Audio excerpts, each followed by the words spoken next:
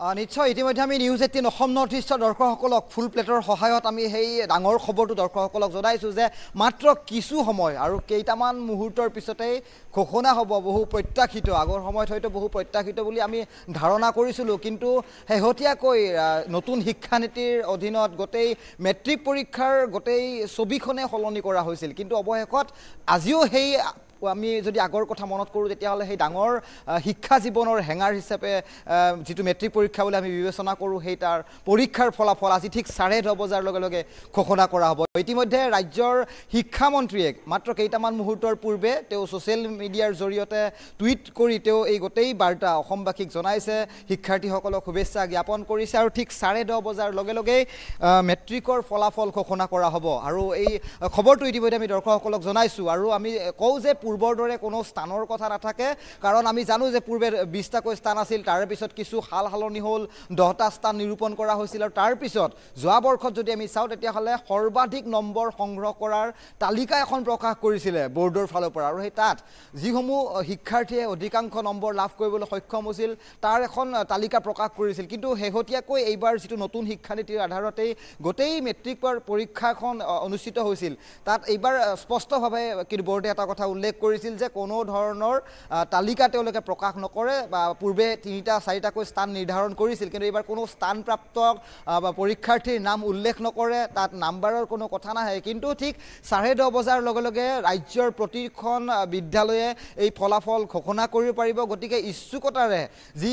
15 ফেব্ৰুৱাৰীৰ পৰা 6 মাৰ্চলৈ ৰাজ্যত মেট্ৰিক পৰীক্ষা অনুষ্ঠিত হৈছিল পেপাৰ লিকৰ লৈও কিছু বিতৰ্কৰ সূচনা হৈছিল কিন্তু মাত্ৰ 2টা দিন পূৰ্বে আমি সম্ভাৱনাৰ এটা কথা প্ৰকাশ কৰিছিলোঁ কাৰণ বৰ্ডৰ ফালৰ পৰা কোৱা হৈছিল যে বিহুৰ পূৰ্বে মেট্ৰিকৰ ফলাফল ঘোষণা কৰিব কিন্তু তাৰ পিছত যদি আমি কওঁ তেতিয়াহ'লে ৰাজ্যৰ মুখ্যমন্ত্ৰীগৰাকীয়ে নেদাৰলেণ্ড ভ্ৰমণসূচীৰ মাজতে এটা বিশেষভাৱে তেওঁ ছ'চিয়েল মাধ্যমৰ জৰিয়তে টুইট কৰিছিল তাত তেওঁ কৈছিল যে এই মুহূৰ্তলৈকে সম্পূৰ্ণৰূপে সাজু হোৱা নাই বৰ্ড যাৰ বাবে মেট্ৰিকৰ ফলাফল হয়তো বিহুৰ পিছলৈ আমি দিব পাৰোঁ ধৰণৰ এটা ধাৰণা প্ৰকাশ কৰা হৈছিল কিন্তু আজি পুৱাৰ ভাগতে ৰণোজ পেগু শিক্ষামন্ত্ৰী ৰণোজ পেগুৱে এক্স মাধ্যমযোগে তেওঁ এই বাৰ্তাটো প্ৰেৰণ কৰিছে ইতিমধ্যে আমি সেই বাৰ্তাৰ ভিত্তিত এই গোটেই খবৰটো ব্ৰেকিং আকাৰে দৰ্শকসকলক জনাইছোঁ যে ৰাজ্যৰ যি 4,29,449 গৰাকী শিক্ষাৰ্থীয়ে এইবাৰ মেট্ৰিক পৰীক্ষাত অৱতীৰ্ণ হৈছিল তাৰ কিন্তু আমি লিখিছিলোঁ যে পূৰ্বৰ দৰে কিন্তু এইবাৰো সৰ্বাধিক ছাত্ৰী পৰীক্ষাৰ্থীৰ সংখ্যা কিন্তু সৰ্বাধিক ছাত্ৰৰ সংখ্যাও এইবাৰ পূৰ্বতকৈ বৃদ্ধি পোৱাৰ এখন তালিকা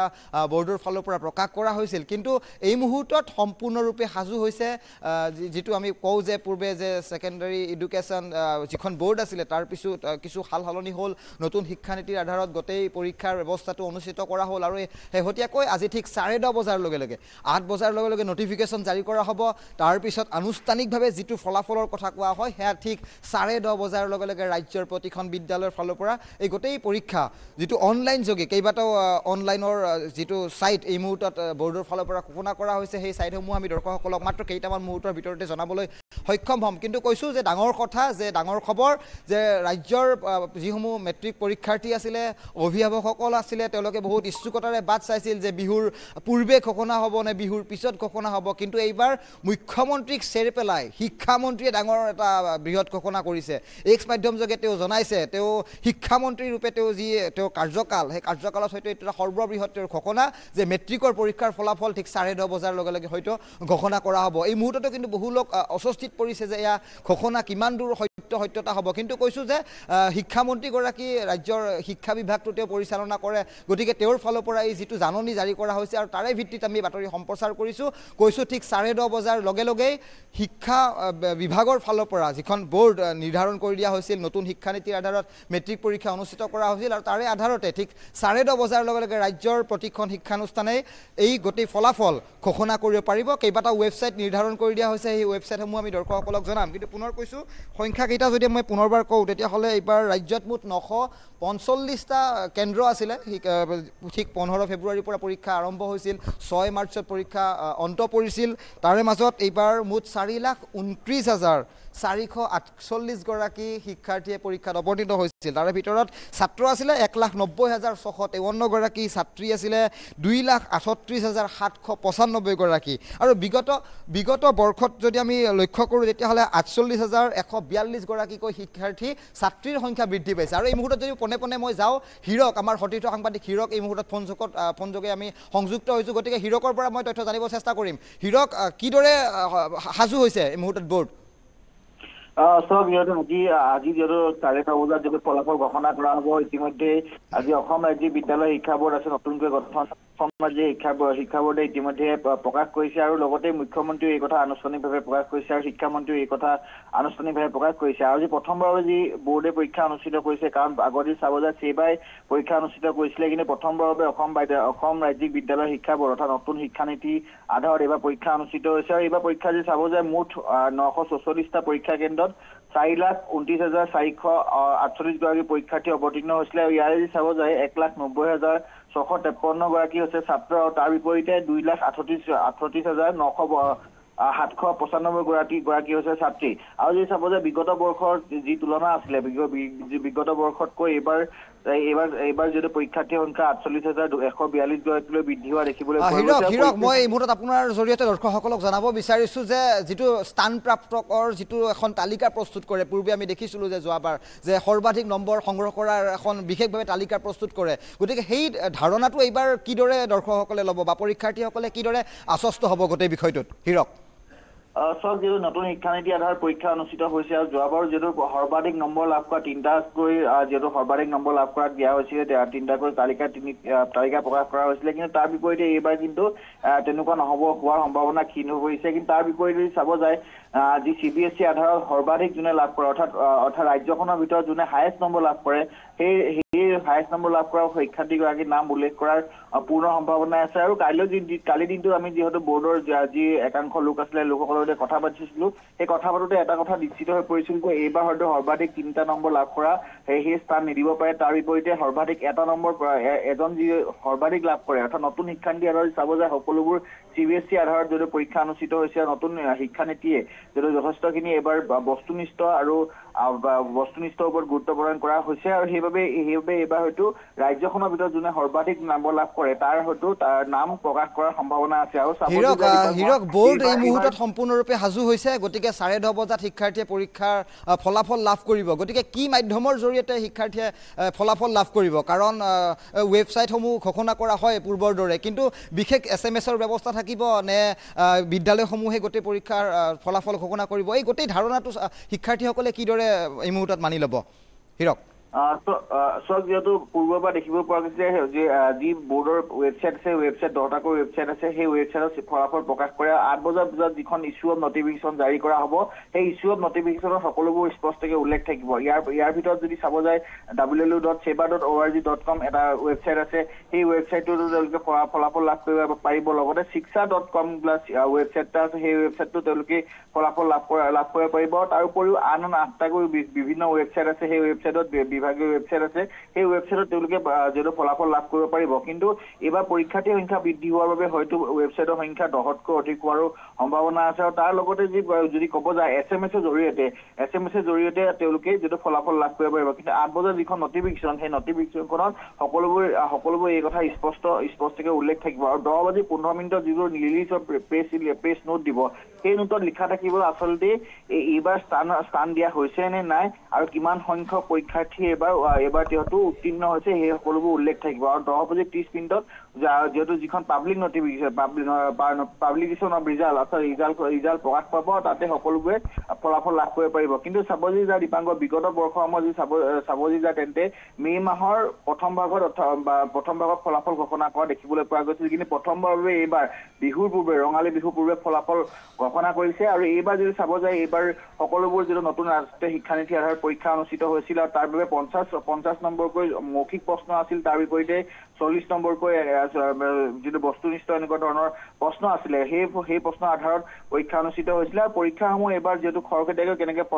পাতিব পাৰি তাৰ ওপৰত গুৰুত্ব প্ৰদান কৰিছিলে। তাৰ বাবে যে পূৰ্বে প্ৰায় মে মাহৰ প্ৰথমটো সপ্তাহত মেট্ৰিকৰ ফলাফল ঘোষণা কৰা হৈছিলে কিন্তু সাংঘাতিকভাৱে যিটো শিক্ষানীতিৰ সলনি হৈছে তাৰ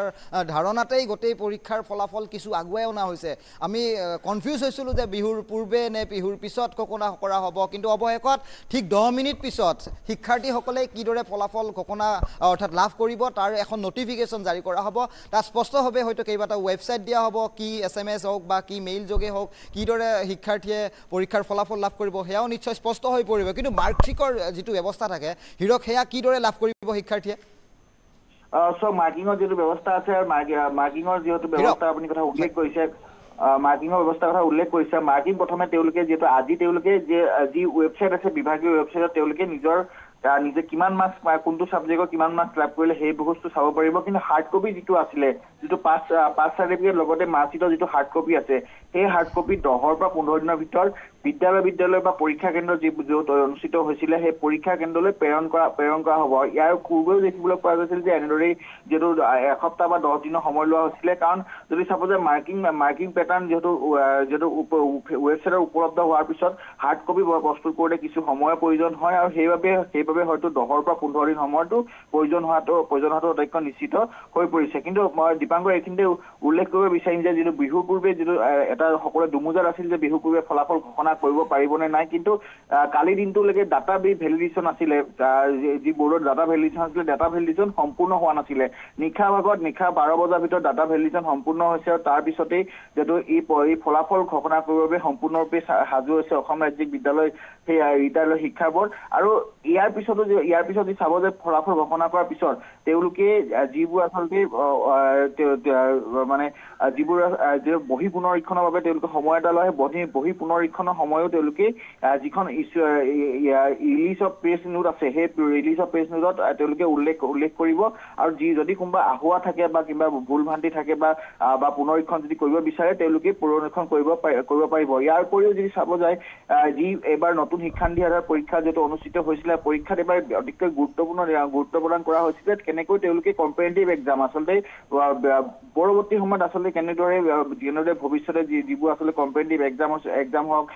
সেই এক্সামসমূহত আচলতে কেনেকৈ অৱতীৰ্ণ হ'ব পাৰে তাৰ ওপৰত ভিত্তি কৰি তেওঁলোকৰ সেইসমূহ প্ৰশ্নকাকত কটা হৈছিল সমাজ বিজ্ঞানৰ প্ৰশ্নকাকতখনে চাব যায় সমাজ বিজ্ঞান প্ৰশ্নকাকতখনত কিছু যিহেতু এনেধৰণৰ মানে জটিল প্ৰশ্ন কটা হৈছিলে যাতে সেই প্ৰশ্নসমূহৰ জৰিয়তে তেওঁলোকে পৰৱৰ্তী সময়ত যাতে তেওঁলোকে যিবোৰ কম্পেৰেটিভ এক্সাম ধন্যবাদ হিৰক আৰু সঁচাকৈ এই গৌৰৱময় ইতিহাস বুলি ক'ব লাগিব হয়তো প্ৰতিজন দৰ্শকে সেই অতীজৰ দিনলৈ আমি উভতি যাব লাগিব কাৰণ মেট্ৰিকৰ ফলাফল বুলি ক'লে এনেকুৱা এটা উন্মাদনা এনেকুৱা এটা আমি ক্ষণ পাৰ কৰি আহিছিলোঁ কিন্তু সেয়া যেন মিঠাইৰ দোকানৰ কাৰিকৰৰ পৰা যেন কোন স্কুলৰ